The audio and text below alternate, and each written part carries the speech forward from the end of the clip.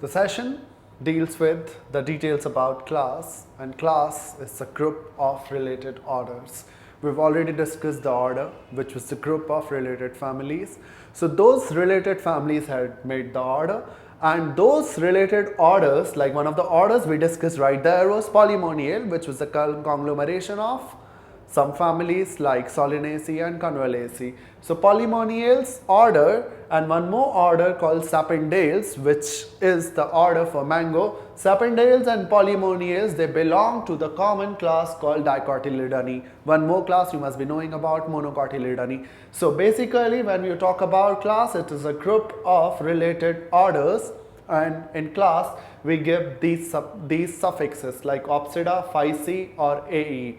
In case of animals also, I've tried explaining one of the classes, which is Mammalia, where different orders like Carnivora, which is the order of cats and dogs, one more order called Rodentia, which is the order for rats, and one more order of monkeys and gorilla called Primata. They all three order, they belong to the common class called Mammalia.